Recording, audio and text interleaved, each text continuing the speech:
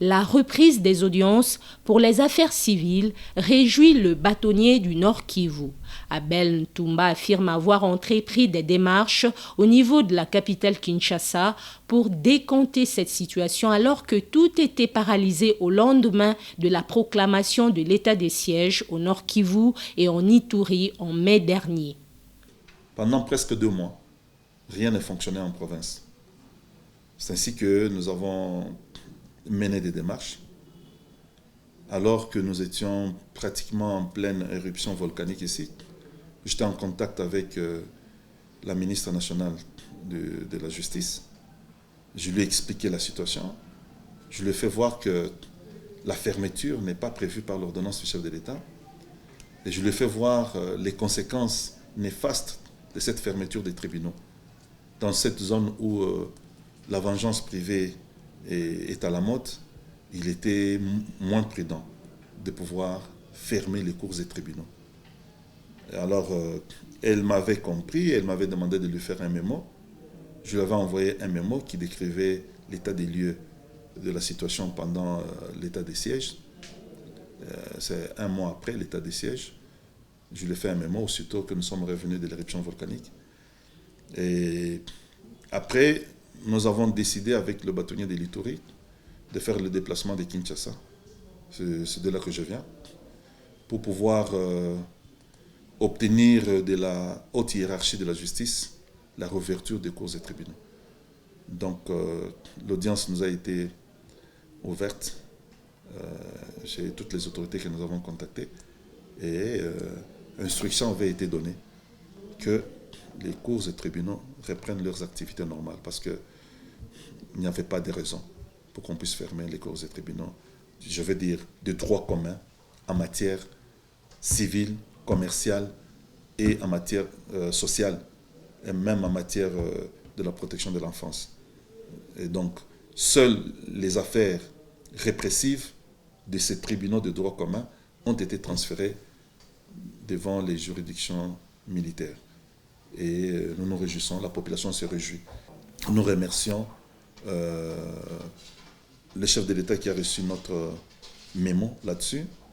Nous remercions l'équipe de la présidence, les conseillers juridiques et autres qui nous ont reçus à cet effet. Nous remercions Madame la ministre de la Justice et toutes les autres autorités judiciaires qui nous ont reçus dans le cadre de ce plaidoyer pour la réouverture des cours et tribunaux. En ce qui concerne l'administration de la justice en général dans le Nord Kivu, le bâtonnier Abel Ntumba se veut critique tout en reconnaissant qu'il y a des magistrats qui font leur travail en toute impartialité. Il faut faire la refondation de la justice, comme on est appelé à faire la refondation de l'État congolais sur plusieurs secteurs. L'état actuel de la justice s'apparente à un état de non-justice. Pourquoi ? Parce que nous constatons que au lieu que la justice soit rendue, cette justice laisse place à de l'injustice. Il faut pour cela qu'il y ait plusieurs paramètres à prendre en compte. Le fonctionnement en lui-même, la justice manque des locaux dans le Nord Kivu. Si vous visitez le palais de justice du Nord Kivu, ça laisse à désirer. Les conditions dans lesquelles les dossiers sont détenus, ça laisse à désirer. Les conditions dans lesquelles les magistrats rendent cette justice, ça laisse à désirer aussi. Et la condition sociale elle-même du magistrat fait en sorte qu'ils ne sont pas en mesure de nous rendre une bonne justice.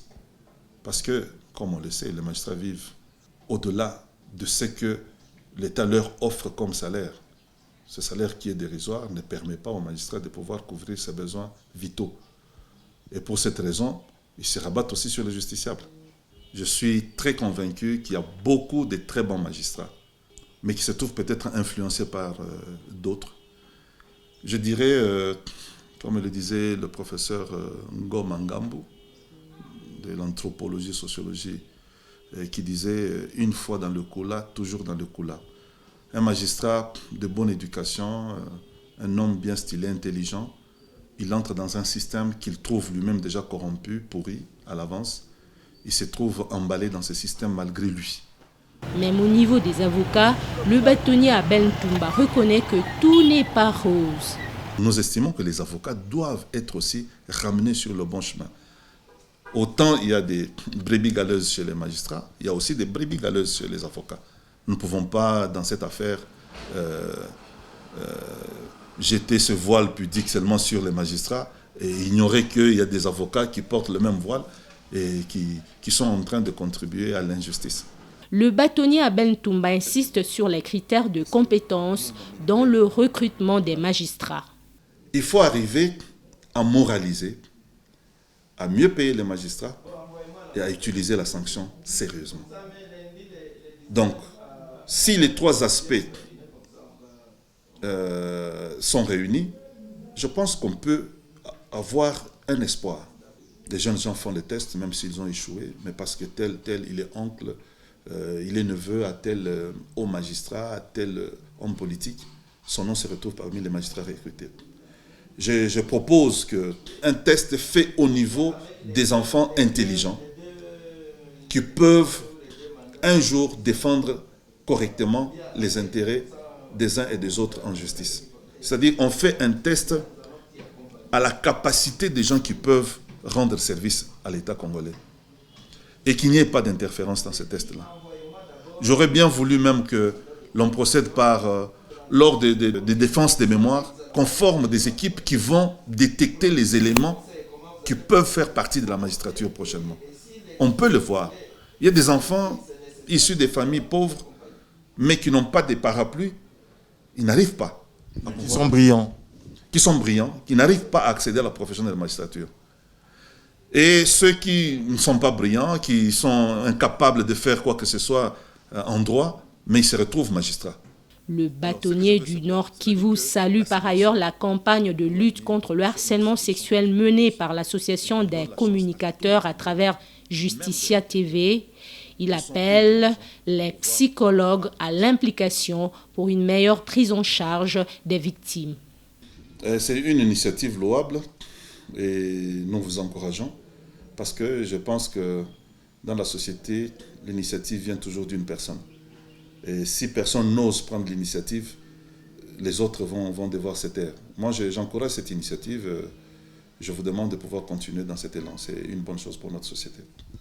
Il y a de jeunes filles qui ont connu, pendant les moments de guerre, des violences sexuelles de la part d'un groupe d'individus. Et ce n'est pas toujours aisé, ce n'est pas toujours facile pour une telle victime de pouvoir s'exprimer en public et dire à tout le monde que voilà, moi j'ai été victime de ça et de ça. Elle préfère se retrancher dans sa honte et puis essayer de protéger un peu le minimum d'honneur qu'elle peut avoir au lieu de pouvoir dénoncer. Je crois que c'est un travail que doivent faire les psychologues. Les psychologues, j'ai toujours plaint le fait qu'il y a beaucoup de psychologues qui sont formés au pays, à Kinshasa et Kisangani, mais sur terrain, on ne voit pas des cabinets de psychologues comme ça n'est le cas en Europe. Quand on a un problème, on est traumatisé, on a besoin d'un psychologue. Nos psychologues cherchent à être engagés, travailler dans une entreprise, dans une société quelconque, au lieu d'ouvrir des cabinets de psychologues propres. Donc ça nous aiderait, parce qu'il n'y a que eux qui peuvent savoir relever une personne abattue dans cette situation, de manière à ce qu'elle puisse prendre conscience et reconsidérer la vie normale, continuer. En ce moment-là, on peut arriver à dénoncer. La campagne de lutte contre le harcèlement sexuel dans les organes de presse a une durée de 9 mois et elle vise à faire connaître la loi sur les violences sexuelles et à pousser les présumées victimes à sortir du silence afin de dénoncer les présumés harceleurs.